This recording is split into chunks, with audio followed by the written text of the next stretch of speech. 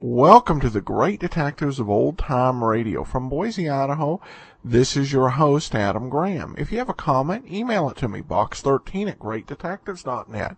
Give us a call, 208-991-4783, and become one of our friends on Facebook, facebook.com/Radio Detectives. Well, this episode of the Great Detectives of Old Time Radio is brought to you by the financial support of our listeners. Thank you so much for your support. We're now going to get into today's episode of Let George Do It, the treasure of Millie's Wharf. Personal notice, changes my stock and trade. If the job's too tough for you to handle, you got a job for me, George Valentine. Write full details.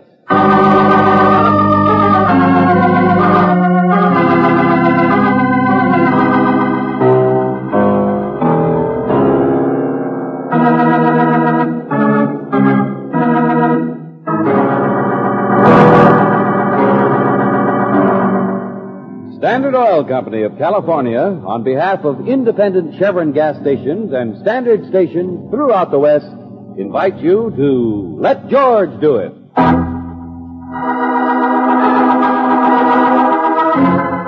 The Treasure of Millie's Wharf, another adventure of George Valentine.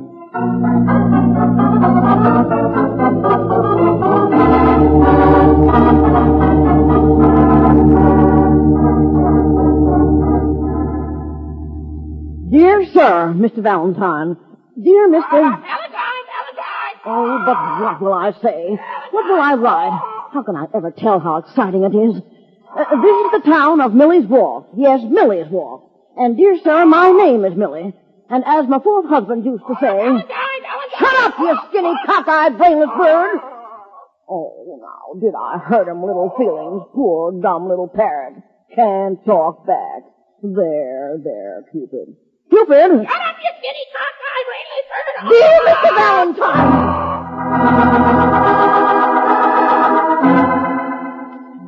Nothing ever happens in Millie's Wharf.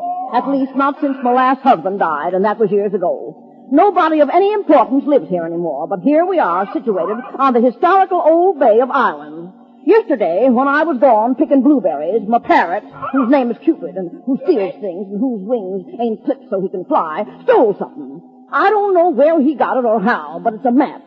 Here in this place where the Spanish ships used to come. And on the map is a mark. But why would anyone put a mark at a place underwater?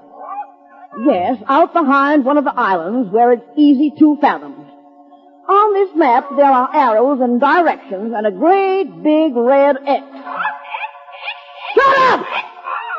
Oh, a map, Mr. Valentine, and something underwater, and an X to mark the spot.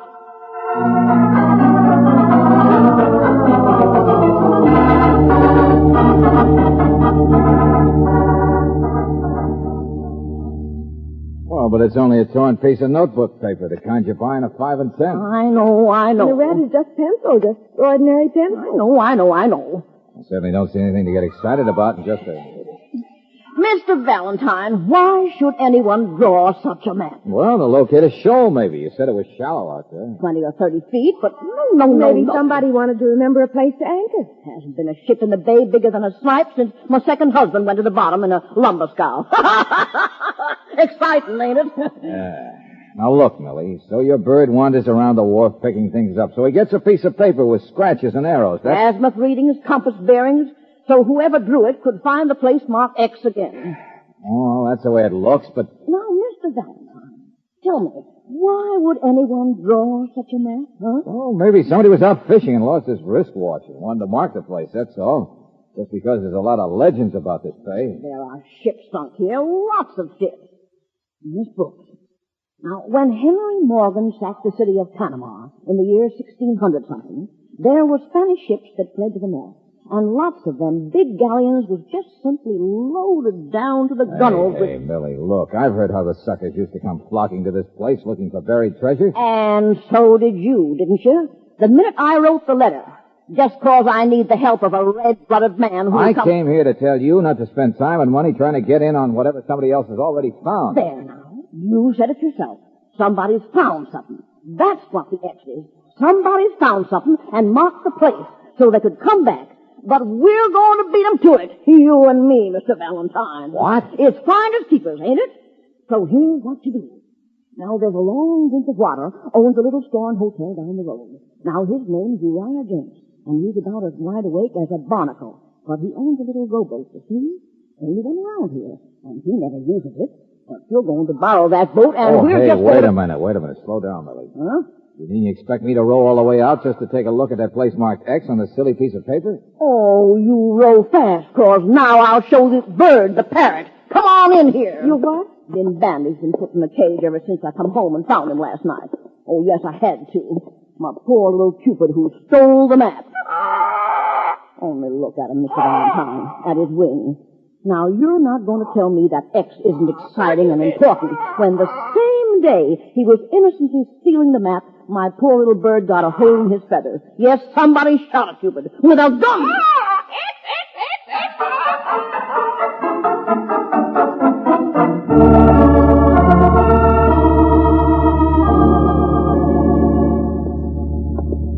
How about leaks, Mr. Valentine? But it's been used lately, Mr. Jenks. I know Leaks like a sieve. Man practically drowned. What man? When was this? Man who used it, naturally. Wouldn't be anybody else. All right, but will you tell Now, me? my advice to you is to stay away from that Millie woman. Her and that nuisance bird. Good advice for any man. But, Mr. Jenks, we want to know who it was. Man, that's all. Man who...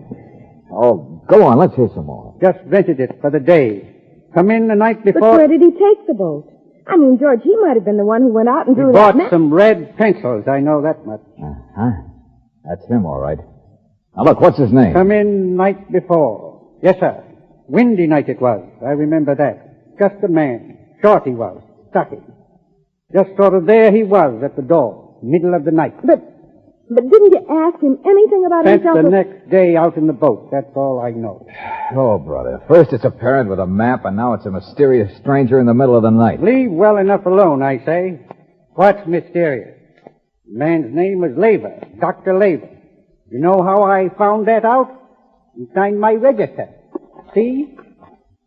Emil Laver. And you know where he is now? On his way to catch a bus out of town. Why should you interfere? Nothing to get excited about. Forget him.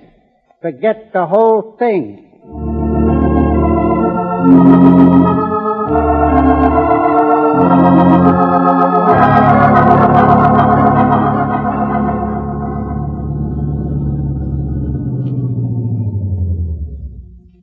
Well, this must be where the bus driver meant, Angel. Yes. There's the water tower over there. Where he dropped Laver off, 12 miles from Only town. there's nothing out here, George. Just sand dunes. This part of the shore is closer to the little islands, though.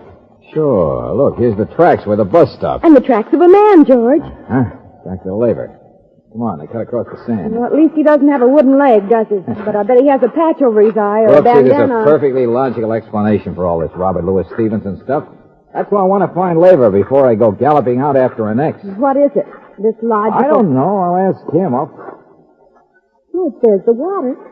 Yeah. And his footsteps. So you're going to ask him, huh? They just walk right out into the ocean. Oh, now, wait a minute. They can't just... Hey, Brooksy, look. Up the beach there, see? Man. Yeah, and they're working at something. Hey, stay here, will you? But, George... Hey, where are you going? Wow. Hello there, friend. Sure, I'm everybody's friend. Where are you going? Oh, just out for a walk, Skipper? What's it to you? When a man is bigger than you Oh, are... lay off that. I was looking for a guy named Dr. Laver. Huh? Look someplace else. Why? You're off a ship, aren't you? Laver's tracks go down to the water there. Well, who picked him up in a small rowboat? You? Oh, now look, friend, don't be so smart. Just go away. Now you got a crew of men working up the beach. Yes, of course I picked him up several hours ago. So what? Now he's out on my ship, and those men are loading water for my ship. Isn't that exciting? Well, it might be. And it might not. Goodbye. Might even be worth shooting a hole in a parrot. What? Tell me, is your friend Lever the kind of guy who draws maps? Does he go around putting X's on... I told you when a man is bigger Oh, than... get off it, Buster. My friend, it's too bad you're so curious. George, look out! Oh, wait a minute.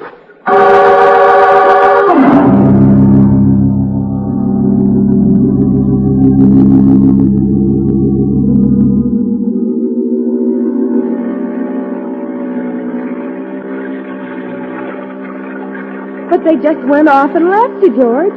And you wouldn't wake up. They loaded water tanks into a boat and headed out for their ship, wherever that might be. Around this next island, lady. Yeah, sure, Mac.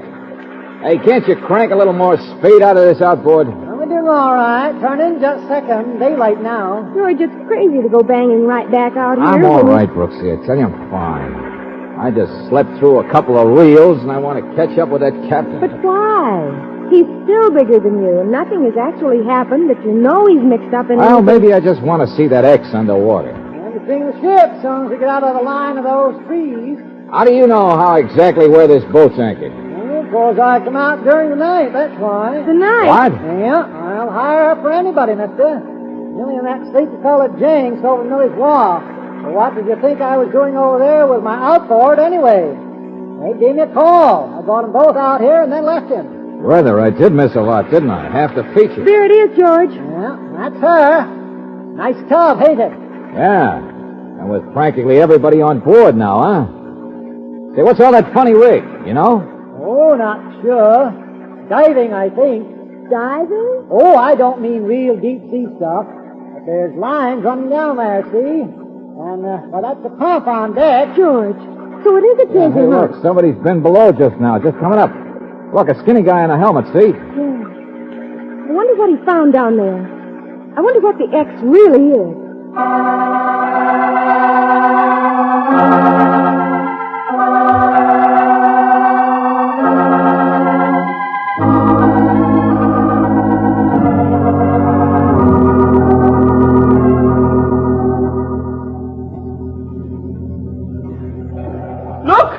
Look!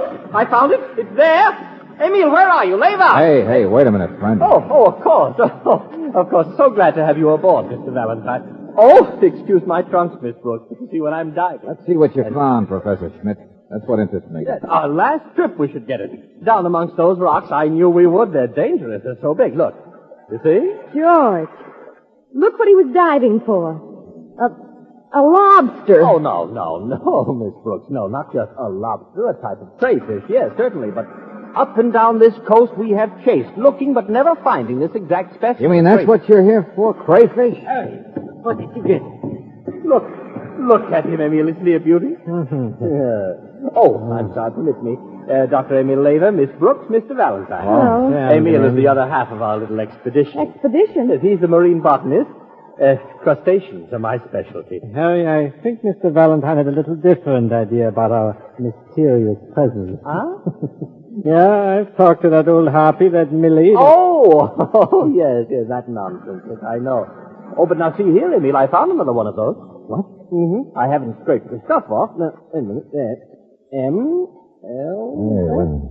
Well, anyway, it's the year 1600 something. It's a coin. Yes. Rather interesting, isn't it? Minted by the Spanish, I should say.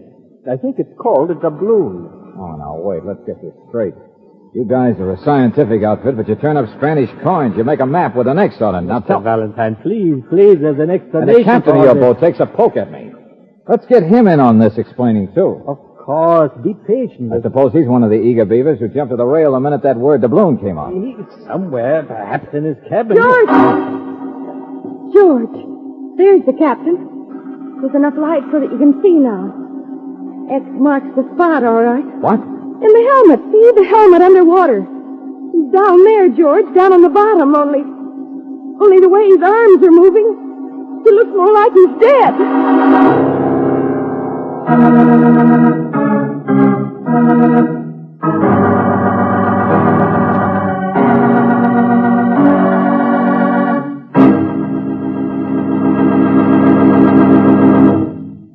We'll return to tonight's adventure of George Valentine in just a moment.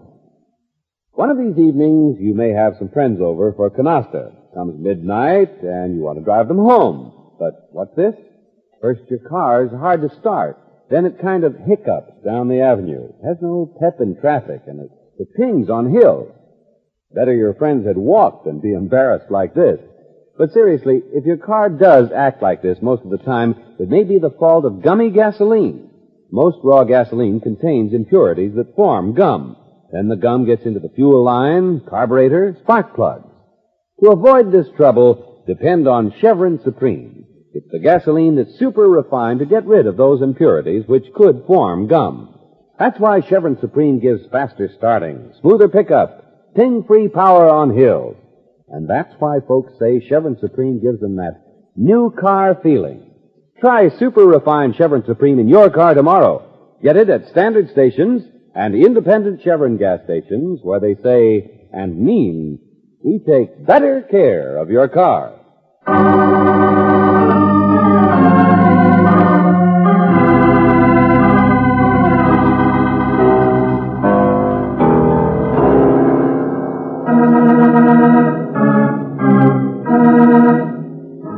And now back to tonight's adventure of George Valentine. You go to the town of Millie's Wharf. You meet a parrot that someone shot at. You meet a woman who is all excited over the idea of Spanish treasure and sunken galleons. You meet two scientists who seem to be a good deal more interested in the discovery of a new type of lobster. But if your name is George Valentine, the one person you met whom you'd like to meet again is the captain of the scientist's ship. The man who knocked you out and left you on the beach hours ago.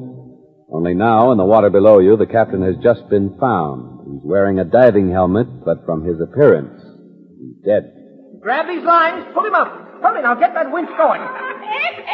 Oh, for heaven's sake, get that bird out of here. Don't you touch Cupid. He's not doing anything, Mr. Smith. Nothing much we can do, Mr. Valentine. Oh, yes, there is, Laban. Come here, lady. I'm just watching, that's all. Keeping air in his air hose. Let go of me. Why did you come out here, you and that bird of yours? But you just up and disappeared. And then Mr. Jenks said he'd seen this ship from driving up on the hill. So the two of you hired a boat and came out, huh? Well, I've just been sitting here waiting for daylight. Sure, so you could see what they were diving for. No, keep the air going. He may just be in trouble. No, I already knew about the money. The Spanish treasure. Here, you see? After you'd gone, I got looking around, and Cupid had brought it back, and it was hidden in the... Here, please. Yeah. You don't have to tell me. It's one of them pieces of eight. Cupid's stealing things again, huh? And that's why I'm here, and I'm going to stay, until every last penny of it's brought aboard. I'll have you know my third husband owned a lot of property around this bay, and if I haven't got some legal rights to own a ship, then I might as well... Join the gold rush, then. Hold hands with your friend Jenks. With what? That spineless, sleepy-headed... Oh, Skipper, will you any luck, Schmidt? Well, the winch won't pull his line up, Mr. Valentine. The current seems to have snagged one of those lines. Yeah, you could swing the boat around, Professor. Might be able to get a better pull from the other side. Let's try it, Harry. I'll try anything. Only step on it, will you? Get that guy up. So strange. He never liked to dive. Laughed at us for doing it. He was lazy. Just a hired captain. When we could pay him. He wasn't so lazy when he hit me. He'd already heard about that first doubloon, hadn't he? I guess so. Professor Schmidt found it last evening. We joked about it. Meant nothing to us. Curious. But it would drive a guy like the captain crazy. Look, didn't anybody know he was down there? That's too early before dawn. He was eager, I guess. The pumps are automatic. You just take a helmet and go over the side. Why did you draw that map, Dr. Laban? What? You did draw that map, didn't you? Oh, that. Of course. I draw them all, 50 or 60 this summer. Here, I could show you. Never mind. Just show it. Oh, well, sometimes I go ahead of the others. A sort of reconnaissance. From our last place up the coast, I came down to this Millie's Wharf. I hired a boat. I found this place. It looked good. That map had nothing to do with, well... Were these coins that drifted into the same place, huh? Well, there's no ship sunk there. I know that. But, yes, things drift on the floor of the sea, perhaps. It's all the way around now, sir. Those lines are foul. That's why we can't pull him up. Hold it, Dr. Laban. Down on those rocks. You see them? I've had that same trouble Now, what's the myself. matter, Professor? Well, I'm going down now myself. His ropes are all tangled. No, you were just down, Harry. I'll take a helmet. Well, there are two of them. That's right. You sit still, Professor Schmidt. Come on, Laban. I'll help you get the captain. Well, it's easy enough, but if you're not experienced... Come on, let's do a little diving.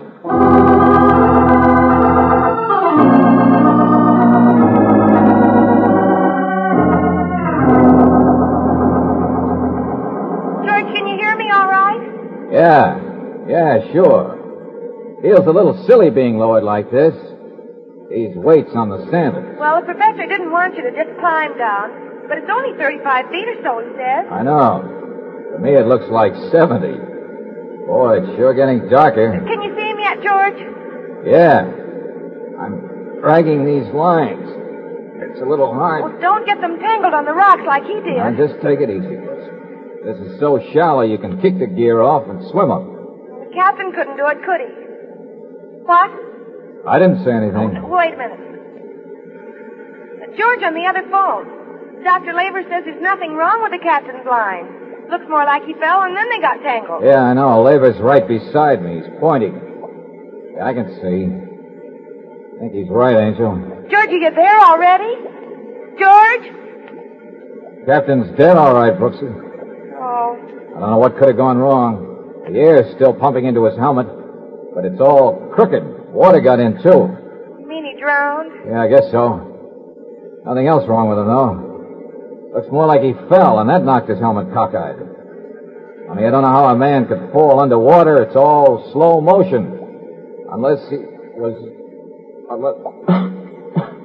Hey, Brooksy. Hey. What in the name? That cigarette away from there, Mr. James. I didn't do anything. Well, it's all right, George. It was the air intake, but it's all right. Yeah. Oh, brother. Cigarette near the air intake, huh? Yeah, I heard Schmidt. I was going to say a second ago. I guess that's how it was done. What? How the captain was murdered, Angel. Yeah, you heard me, murdered. Only we'd never be able to prove it. Hey, listen. There's a pouch thing on the captain's belt. Yeah, Laver, I see him. 1, 2, 3. The captain was down here collecting them all right. 11 more Spanish doubloons. Brooksy. Nothing to get excited about, Mr. Valentine. Huh? Jenks. Hey, where'd she go? Put her on. Man should stay in his element, though. Good advice. Hey, look, Buster. That's where you're staying. Below, I mean. Hope it don't get too cold for a while, Mr. Valentine.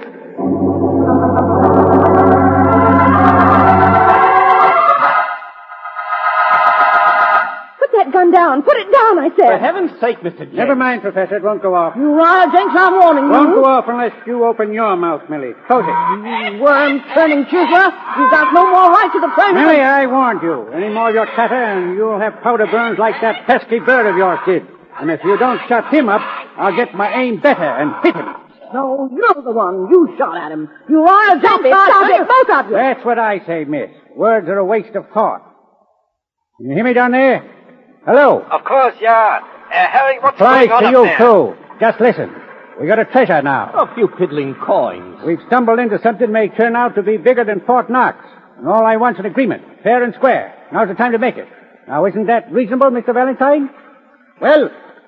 George? Valentine. Here, give me that phone. Valentine!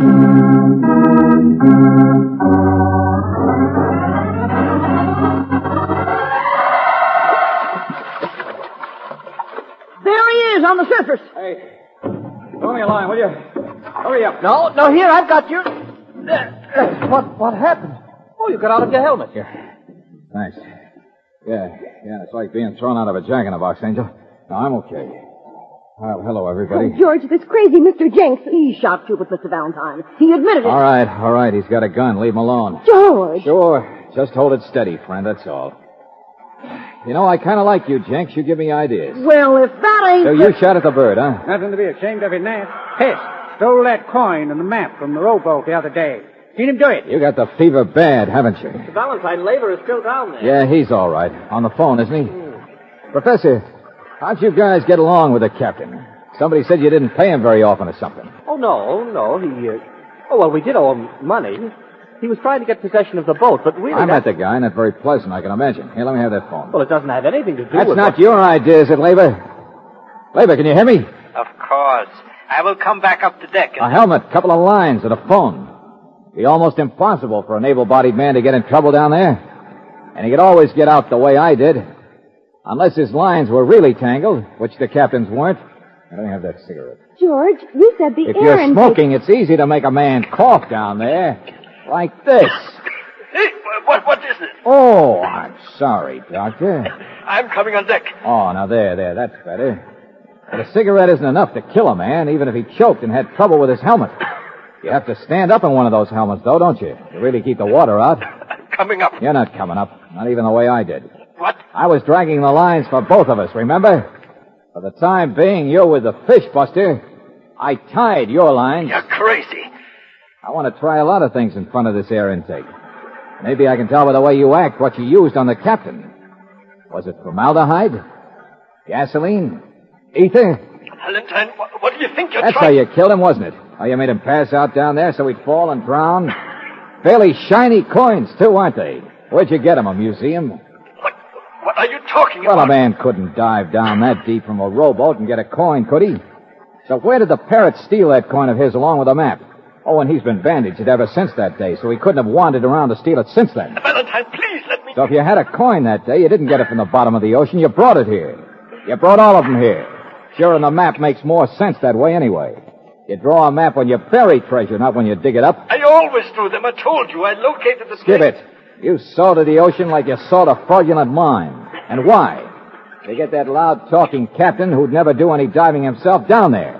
To sucker him into a spot where you could commit a perfect murder. I didn't. Take that away from the antique. Buster, you started a fake treasure hunt. But too many people got excited over Spanish doubloons. That's what trapped you. Take it away.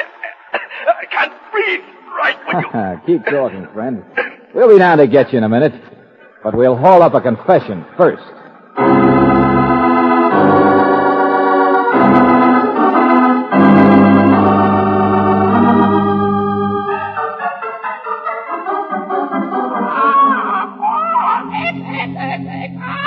No, Angel.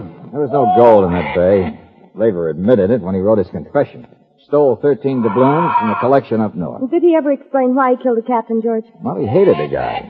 The captain did have a lien on the boat. He was going to take it away from the hard-working scientist. And I guess that's all Laver lived for, puttering around on the bottom of the ocean. But Professor Schmidt didn't have anything to do with it. No. George, wait a minute. You said the confession said 13 coins. Yeah? But as I remember, when we added them up, there were 14. So? Now listen. I mean, there really were Spanish ships in this bay, and... Well, where did the extra coin come from? Aren't you curious at all? Definitely. Hey, say something, Cupid, not just X. What a... Shut up, you skinny cockeye brain!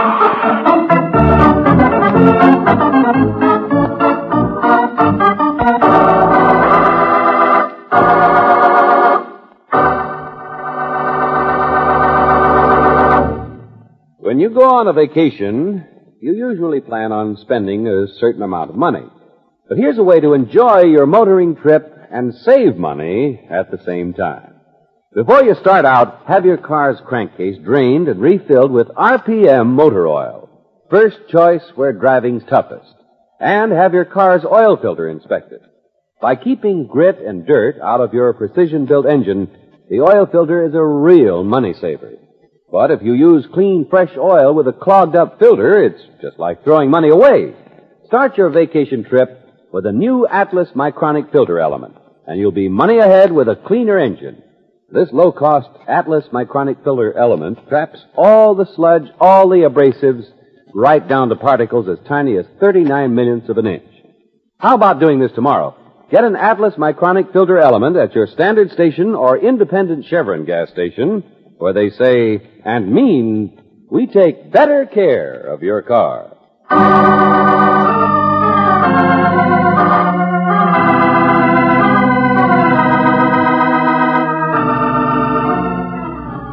Tonight's adventure of George Valentine has been brought to you by Standard Oil Company of California on behalf of independent Chevron gas stations and standard stations throughout the West. Robert Bailey is starred as George with Virginia Gregg as Brooksy. Let George Do It is written by David Victor and Jackson Gillis and directed by Don Clark. Martha Wentworth was heard as Millie, Herb Butterfield as Jenks, Harold Deerenforth as Laver, Joe Duvall as the captain, Larry Dobkin as Schmidt, Dick Ryan as the man, and Bill James as Cupid. The music was composed and presented by Eddie Dunstetter. Your announcer, John Heaston. Listen again next week, same time, same station, to Let George Do It. This is the Mutual Don Lee Broadcasting System.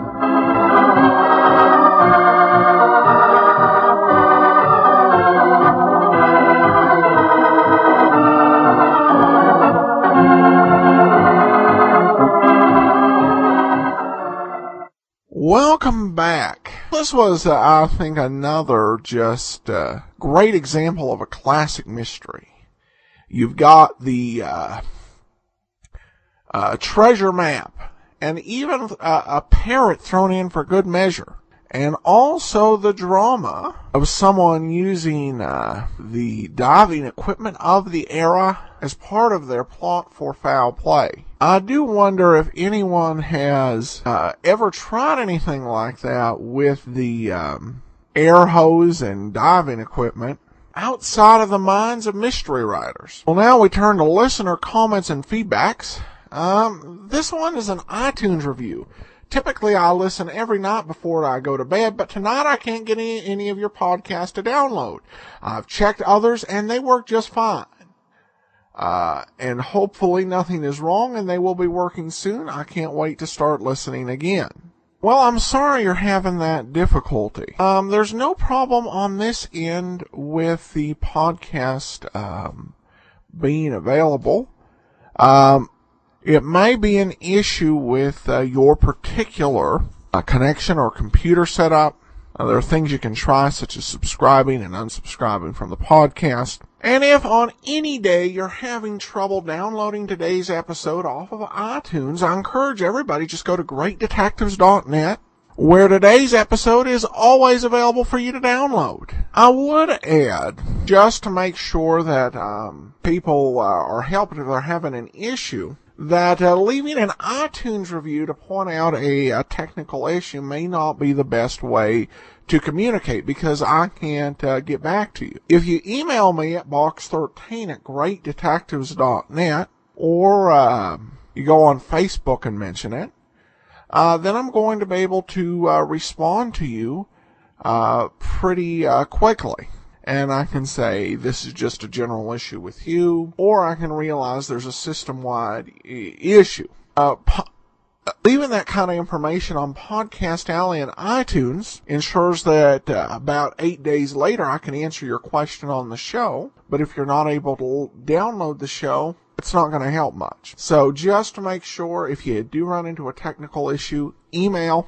I'd strongly encourage that, rather than leaving a technical question on Podcast Alley or iTunes where I'm not going to be able to get back to you. And some reviews now from the Android market. It takes a while to get used to. I have the companion app Dragnet on my iPhone. Great old-time radio detective show. The presenter is quirky but very knowledgeable and enjoyable. Well, quirky I can definitely live with, thank you. And most used app Love Adams podcast shows are not scattered there, in order from start to finish with 5 different detectives a week. Check the website. Thanks so much, and it's a good reminder. And finally, just a comment. I look forward to each broadcast. Thank you for keeping me company out on the job site. And that one is from Podcast Alley. All right, well, that will do it for today. We'll be back tomorrow with Sherlock Holmes. And be looking for a Bob Bailey app extra. We'll have that posted here. In the meanwhile, send your comments, box13@greatdetectives.net. Follow us on Twitter at Radio Detectives, and give us a call, 208-991-4783.